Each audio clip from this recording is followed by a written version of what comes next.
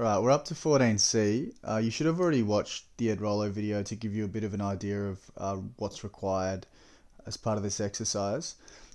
But what we have been doing so far is we've been trying to find probabilities. This time we're actually given probabilities and asked to find the sample size. Now it says as the title, finding the sample size, but what we're actually trying to find is n. So we could even just say, oops, that we're trying to find n. So finding n. Alright, now you've already seen one example. I'm going to give you a few more. These ones are a little bit harder, but hopefully by the end of it you've got the hang of it. Up in the corner here I've written down our binomial formula. So that's something that you should probably remember off the top of your head. So if you don't remember it yet, it's probably okay because we just started. But that should be something that you are trying to do. Alright, let's get into these examples. Alright, so the probability of winning a prize with a ticket in a local raffle is 0.4. So I think we're going to end up needing that one there. That 0.4 is a chance to win a prize. What is the least number of tickets needed in order to have a probability of 0.95 of having at least one winning ticket? Now that's really wordy, isn't it? A lot of these probability questions have a whole heap of words in there, and it makes it reasonably hard to decipher. That's why we need to make sure we're practicing. But what I can see here is we want a probability of 0.95 of having at least one winning ticket. So with that bit of information there, I'm going to set up a little equation. So the probability of having at least one, so that means one or more winning ticket, is supposed to be 0.95. That's what we've been told. Okay. Now, this is sort of hard because it doesn't really tell us how many tickets there are available that are being bought. We're just being told that the probability of having at least one is 0.95, or should be 0.95. What I want to kind of show in terms of this bit here, we already know that the probability of all outcomes adds to 1, doesn't it? So we could say that this bit here is actually equal to all of the outcomes, which would add to 1, but take away the probability of getting 0 tickets. Okay, so these two things here are the same thing because this is the only outcome that isn't included in here. Okay, and all of that is 0.95. Now, if I look at this and look at that, I think this is going to be way easier for me to find the answer to because it's one specific outcome, being that we get 0 tickets. Okay, so what I can do now is use our binomial formula. Okay, so I'm going to try to do that for x is 0. Alright, so we don't know what n is, so we're just going to have n up the top. Our x value is going to be 0. Now we want the probability of winning, and we were told before that was 0.4, so we'll put 0.4 in here. And we're having 0 wins, so to the power of 0. And this is going to be the probability of losing, and we've got n minus 0, which is just n, and that's going to be equal to 0.95. Alright, now let's look at these different kind of sets of brackets. We've got n, and we need to choose 0 from them. There's only one way we can do that, is to choose nothing. So that's going to give us 1. This one here, 0.4 to the power of 0. Anything to the power of 0 is 1. And here we just have 0.6 to the power of n.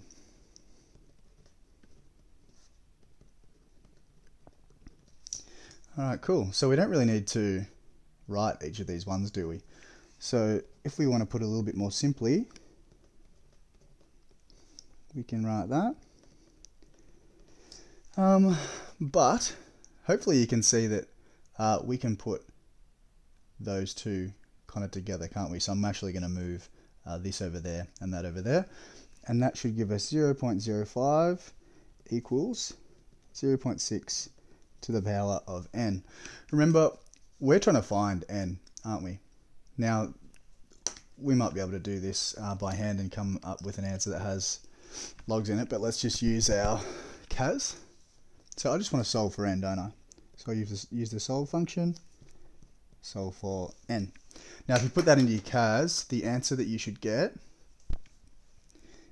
is n equals 5.86. Awesome, so we've found the value for n, but you know, we're supposed to be thinking about a real world scenario here. N would mean 5.86 tickets. You can buy 5 tickets, you can buy 6 tickets, but you can't buy 5.86 tickets, can you? Now, if we only chose to buy 5, we wouldn't have that 0.95 probability of having a winning one, or having at least one winning one. So we're going to have to buy more than that. So we're going to have to say, therefore, 6 tickets are needed.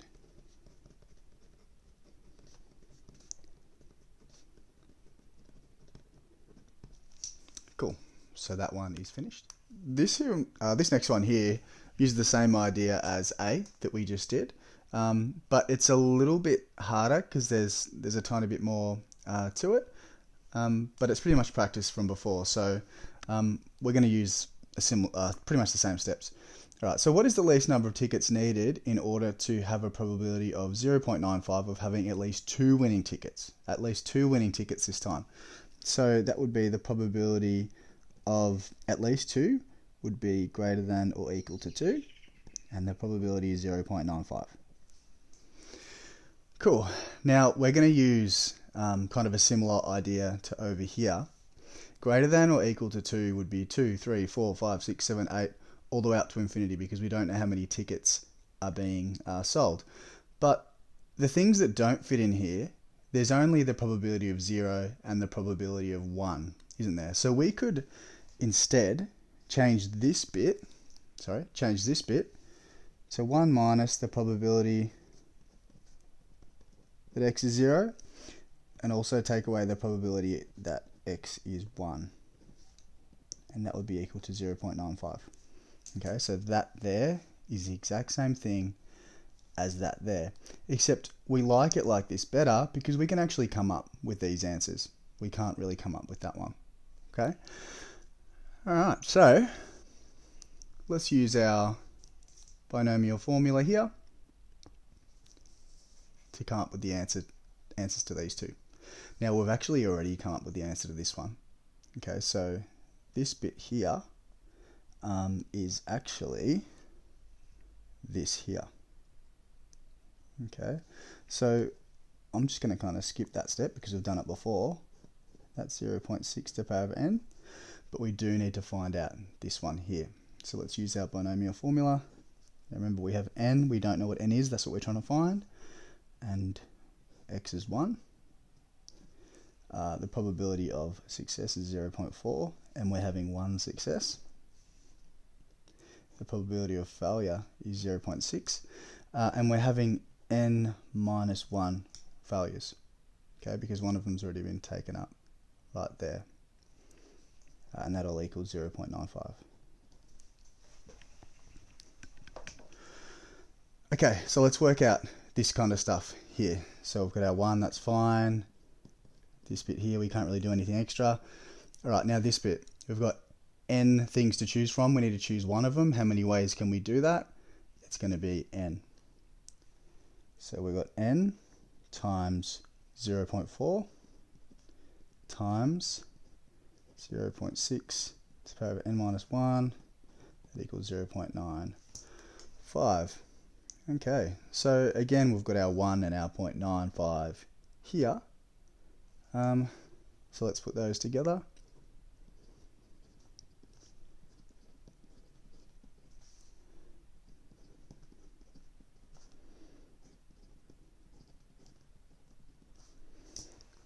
Okay, there we go. So there's not really too much extra I can do with that there. So I'm going to use my cas, to solve for n. So let's use our solve function. We're solving for n. Now when you do this, it's actually going to give you a couple of answers. One of the n values that it gives you is negative. Now think about that. Can you have a negative number of tickets? No, that's not possible. So you just cross that one out. But the other answer that you get is going to be n equals 9.82. Now remember, we can't have 0.82 of a ticket. We're going to need to go up to 10 tickets.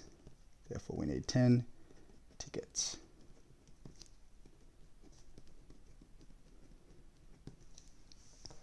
Awesome. Let's go down to this next example. So we're using the similar, pretty much the same idea. It's just that we've got a different scenario. So we're going to have to kind of change those numbers, but we are still just trying to find n. Okay, so Claire's got a deck of cards and she's randomly selecting from them. Hopefully we know that there's 52 cards in a deck. What is the least number of cards Claire needs to select in order to have a probability of 0.8 of having at least one card in the suit of diamonds? All right, so we're talking about picking out cards and whether they're in the suit of diamonds or not. So if we pull one out and it's in the suit of diamonds, that would be success. If we pull one out, it's not in the suit of diamonds, that would be failure for us here. And we're looking at having at least one card. So the probability of at least one is going to be 0.8. Cool. Let's use that same strategy as we did up here. So it's going to be 1 minus the probability that x equals 0, that equals 0.8. Alright, hopefully you can see that I'm doing the same sort of thing. Now what we can do, we can sort this out using our binomial formula. Alright, so we've got n. We don't know what n is, that's what we're trying to solve for, but our x value is going to be 0. The probability of success. Okay, this is where we need to know something about a deck of cards. In a deck of cards, there's 52 cards. There's 13 of them that are in the suit of diamonds, which is 1/4. So if we pull a card out, we've got 1/4 chance that it's going to be a diamond. So 1/4 chance of success. And in this case, we're having 0 successes. The chance of failure would be 3/4, and that's going to be n. And all that's going to come to 0.8. All right, now again, let's have a look at these things here. We've got n things to choose from. We can choose 0 of them. That means there's only one way we can do that. Anything to the power of 0 is 1. And then we can't do anything else with this here.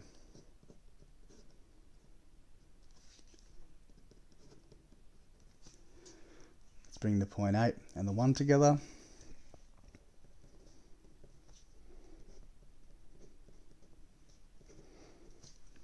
Cool. Now all we need to do is solve for n. Use our cas solve function. And our n value that it's going to tell us is 5.59. Now, can't have 5.59, we can't pull 5.59 cards out of the deck, so we're going to need to pull 6 out.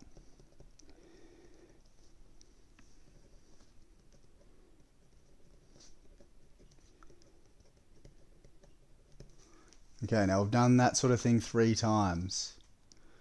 This last one here is going to be very similar. You're going to need to use the same process. I'm not going to do that for you, but I will tell you that the answer is going to be 31 cards.